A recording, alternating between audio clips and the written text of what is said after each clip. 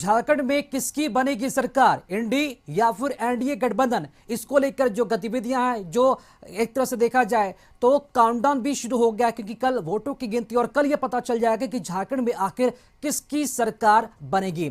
बता दें कि झारखंड में इसको लेकर जो तमाम बयानों का जो दौर है वो भी चल रहा है तमाम पार्टियों की तरफ से, चाहे वो एनडीए हो या फिर इंडी गठबंधन, सभी पार्टियों की तरफ से अपने अपने जीत के दावे किए जा रहे हैं। हालांकि बता दें कि कल सुबह 8 बजे से वोटों की जो काउंटिंग है वो शुरू कर ली जाएगी और इसके बाद नतीजे भी धीरे धीरे, यानी कि जो रुझानों के जरिए नतीजे धीरे धीरे निकलकर साफ हो जाएंगे, यानी कि दोपहर 3 बजे तक ये तस्वीरें साफ हो जाएगी कि आखिर झारखंड में किसकी सरकार बने जा रही है। क्या हेमंत सोरेन, झारखंड में जो परंपरा चला आ रहा है, जो परंपरा चली आ रही कि हर 5 साल के बाद सरकार वहां पर बदलती है, क्या उस परंपरा को हेमंत सोरेन तोड़ पाएंगे? ये देखना काफी दिलचस्प होगा और बीजेपी के लिए यह भी देखना होगा कि क्या बीजेपी इस बार अपनी सरकार वहां पर बना पाएगी, यह भी देखना काफी दिलचस्प होगा।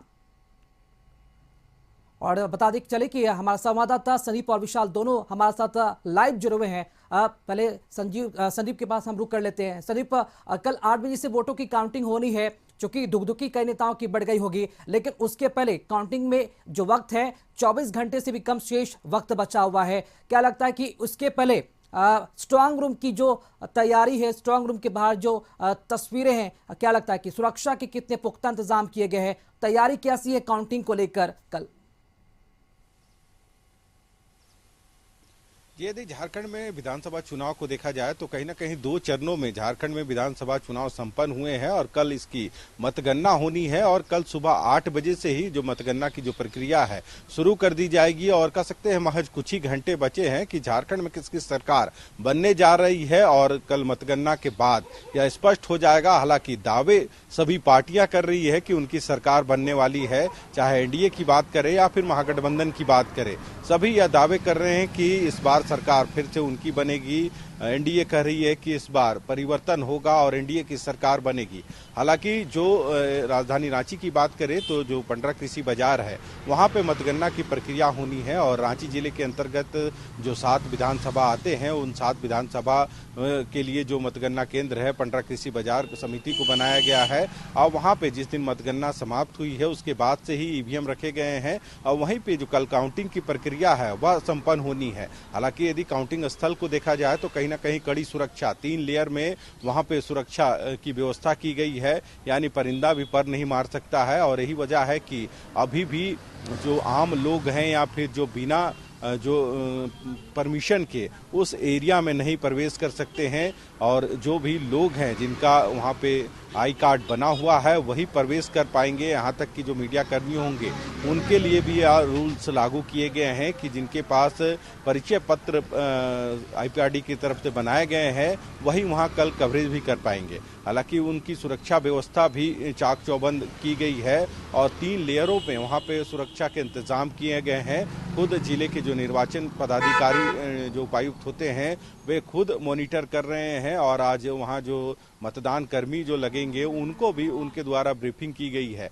हालांकि 8 बजे से जो गिनती है वह शुरू होगी। बेसब्री से इसका इंतजार है क्योंकि 8 बजे से कल काउंटिंग होगी, यानी कि काउंटडाउन शुरू हो चुका है। हमारे साथ संवाददाता विशाल भी जुड़े हुए हैं। विशाल, एक और खबर सामने आई है, काउंटिंग से ठीक पहले, एक दिन पहले, यानी कि आज के बात की जाए तो बीजेपी ने चुनाव आयोग से बड़ी मांग कर दी है। मतगणना स्थल पर पैरामिलिट्री फोर्स तैनात करने की मांग की गई है और हमले के आशंका भी जताए गए हैं। बीजेपी की तरफ से आखिर ऐसा क्यों कहा जा रहा है? क्या निर्वाचन आयोग की तरफ से कोई प्रतिक्रिया सामने आई बीजेपी की जो मांग है उसको लेकर?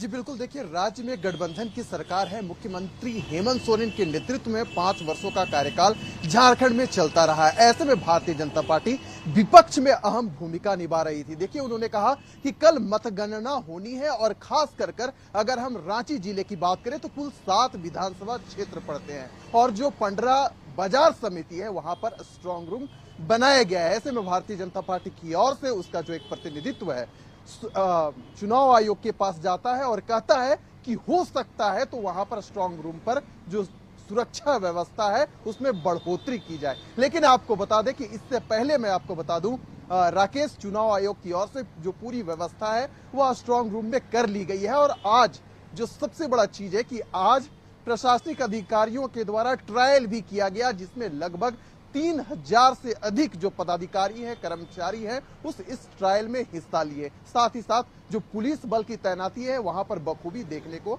हमें मिली। ऐसे में देखिए चुनाव आयोग की ओर से पूरी तैयारी की गई है कि जब मतगणना सुबह 8 बजे से शुरू हो तो कहीं पर किसी प्रकार की चूक ना हो। यही कारण है कि 3 लेयर में जो सुरक्षा व्यवस्था है उसको बनाया गया है। देखिए पहले लेयर के बाद जो मीडिया कर्मी हैं उनको भी जाने की अनुमति नहीं दी गई है।